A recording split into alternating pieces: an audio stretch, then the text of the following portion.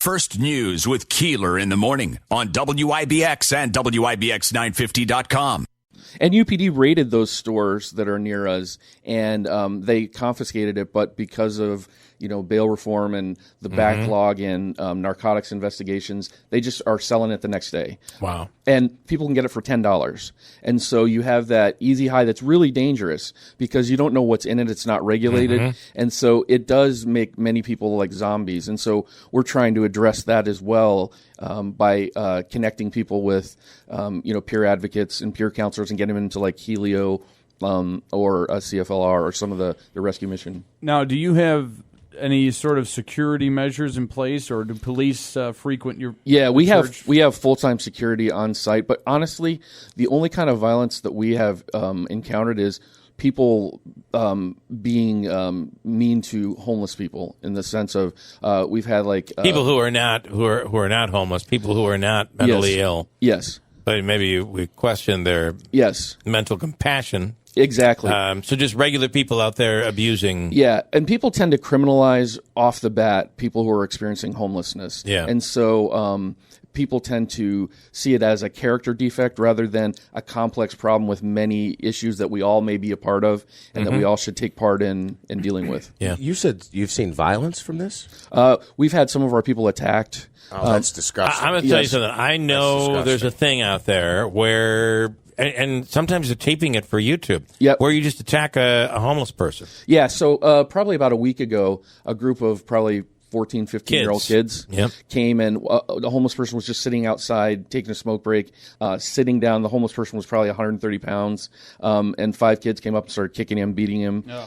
And we've had, even threats from neighbors that don't like that we're doing this in the neighborhood. I get threats every day, like, keep your dirty junkies out of my lawn or whatever. And what I like to say is, we're trying to address a crisis that already exists and has been exacerbated by the pandemic. So we would like your help because we need all hands on deck right now. Actually, maybe helping the neighborhood. You're helping the neighborhood. Yes, because they're our neighbors too. I think that's one thing that's often overlooked is they're our neighbors. Some of the people that we're dealing with, as we said, because they've been locked out of other shelters, they may have been homeless for 5, 10 years. We've had people and so we're trying to re-engage them because they may have given up on going to DSS. And so we try to say, hey, we'll take you to DSS, we'll sit with you, we'll get you through, because because imagine if you you don't like crowds, you have your schizophrenia, and you have to go sit and wait for 3 hours at DSS. No one usually can. I can't wait that long, and so people just bolt. And so we try to go and sit with them and make sure that they actually get connected and help them. Yeah. Could you tell me about your the Morrow Center and what it is that you guys do?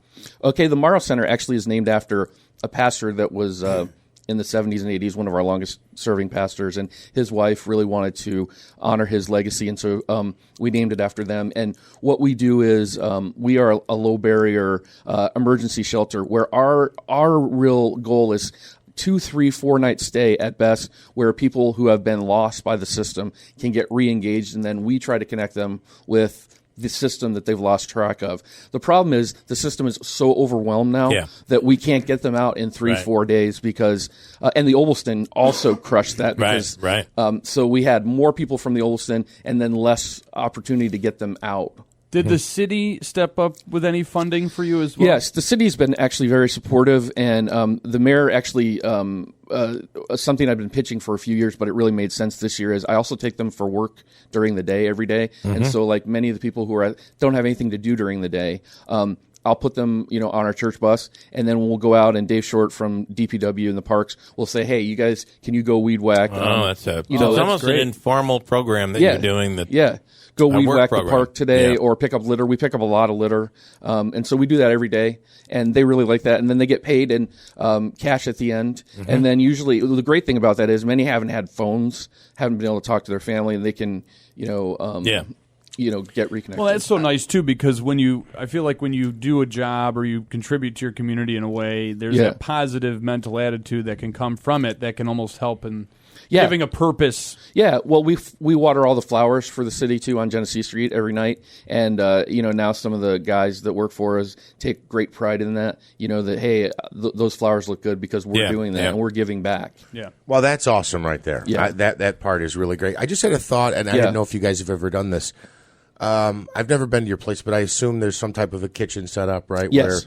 Where, is it possible to get the county in when the state services that they offer come through the county to be able to have a counselor, or I don't know what they call them, but sit down like during lunch one day so they don't have to be in a hallway doing this 3-hour wait where they can sit down one-on-one while they're having a meal? That's part of what the county really wanted us to be, is that place of safe, casual engagement. So when we open at 8 at night, which makes it harder for some of the agencies to flex their time and come, but sure, we will fill out their forms for them at night with our staff, and then we'll have a bus at like 8 in the morning and take them straight to DSS. But we get to fill out that form with them at night in a casual atmosphere, and we try to make a nice dinner for them every night when they get there, so that while they're eating their dinner and they're kind of safe and comfortable, then we can fill out all their forms and then get them to DSS. It's great too that you're it's almost like you're not trying to be a permanent home for these folks, but absolutely it's an intermediate here, and then you're also pairing them up with the services that are available, which is really great. Do you require a religion for them? No, not at all. Because that's funny, because there are some that do. Yes. And I know this one person who, I won't go there, I'm not going there,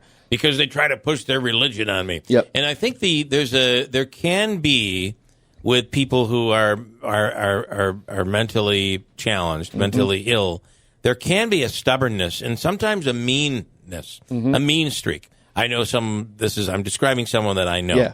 And this person continuously was getting kicked out of the system because he wasn't polite. Yeah. And sometimes was maybe verbally abusive. And I can tell you, this person can't help it. Right. And we have to somehow understand that logic, while it's hopefully formed in our minds pretty well, and we're on strong ground when it comes to logic, people who are mentally ill may not have that logic. Exactly, and that's why we exist. So we teach all of our staff conflict resolution, de-escalation, so people don't get kicked out for the same reasons. So if someone is really, say, verbally aggressive, we've taught our staff how to not engage, not get into a fight with them on the merits of whatever they're upset about, get them de-escalated, and not get them kicked out. So, and we have a lot of people like that who have been kicked out of everywhere else because of that, and we try to not be that. The only reason that we will terminate someone's stay with us is if they had been physically aggressive to someone else.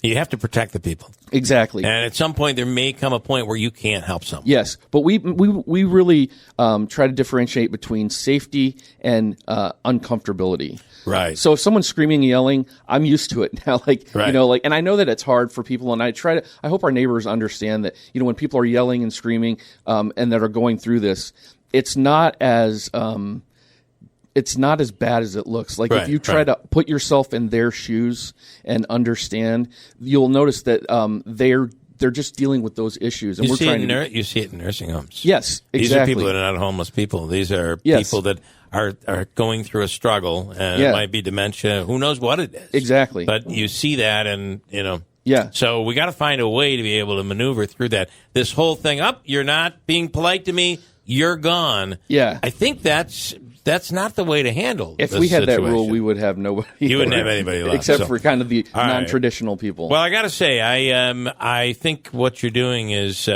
really noble and interesting that you spent 48 hours out there to get the publicity, and it seems like it's worked for you. Well, we hope, just to raise awareness and let you know that the people that are struggling from homelessness are humans. Yeah. And, they deserve to be looked in the eye and given human dignity. Is there a way that somebody can donate? How will people donate to your church? And well, on Facebook, we have the Morrow Warming Center group and also Cornerstone Community Church, and we have all of our links there. And you can private messages there because we need volunteers all the time. We need food. Like one of the things, they love cereal. And so we will feed them all night because it's better than, doing other things. And so they love cereal. So we have like cereal all night in addition to the meal that we, and coffee and snacks, healthy snacks and things like that. And even unhealthy snacks. A lot of donuts and things. Because, hey, if you're experiencing homelessness, a jelly donut can be a great thing. Sure. Well, and speaking of that, food. What do you say to when someone is asking for money? What do you recommend to the rest of us? Because you know where that money's going. Yeah. Well, the funny thing is, I heard a comedian talk about, my money goes to drugs and alcohol too. But I'm just kidding. But you're right. Yeah, exactly. But we try to say get them a card. Like we always have on hand like Dunkin' Donuts cards because they're right across the street. And so I'll give them a Dunkin' Donuts card. And then they'll go and get something to eat. And I would say either buy them food. And you might get yelled at. Yeah. But you'll walk away and they'll usually be eating the food. Yeah, food is always helpful. Yeah. And so that's what I always say. Like I keep some in my car, like a little, a bag to give out or, water. I don't want to, I think the program you have is great. And I had some questions coming in. Yeah. I think it's great. But to the point on food, actually, Wayne had sent me a couple of pictures. There were some... I don't know if they're still there, but there were a couple of panhandlers that were frequently on that corner where the gas station is by Utica College. And apparently some people had given them some canned goods, and there was basically a stash, and it was being thrown out. But it was like a pile of canned goods. That they were just taking the canned goods and just tossing them. What are you going to do with that? Right. Although I would say that I know most of the homeless people, the traditionally ones in town, most of the panhandlers are not. Correct. Right. They're not homeless. Can I say, some of it's a scam. Yeah. Oh, definitely. Yeah. Yeah. Many of them are not. Like one of them I know, I've known for years. And whenever I see him, I'm like, come on. You've got an apartment. You've got money. Stop doing that. And a car. Usually it's parked around the street. He doesn't have a car, but he's got a nice bike. Is it? Yeah. And he stole my lawnmower a few years ago. So. He was like, hey, Pastor Mike, can I borrow the lawnmower and mow a few lawns? And then I'm like, hey, I sold your mower. Oh, my God. Well, at least he was honest about it. He was. Wow. Is it typical of maybe somebody who is homeless that you deal with to do that activity, to panhandle? Most of them don't actually that stay with us. Maybe a few once in a while, but because we do the work program, they don't have to. And that was one of the other things why we want to do that work program was so that people don't have to panhandle. Yeah. I was going to say, too, you talked about a lot of the people with the issues that they may be dealing with. They aren't looking to be social and interact with 500 different people at a street corner. No. They just want to kind of be left alone. Exactly. They don't want crowds. They don't want people. And would you want that much more rejection? And, for every person that gives you $1, there's people that say get a job or look at you like, I can't handle that kind of rejection. Oh, yeah.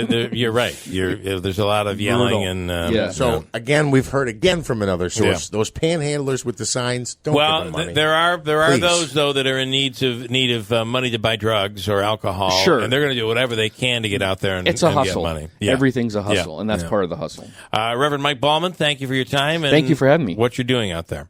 Appreciate it. Glad you stayed relatively warm enough to survive the weekend. I did. Okay.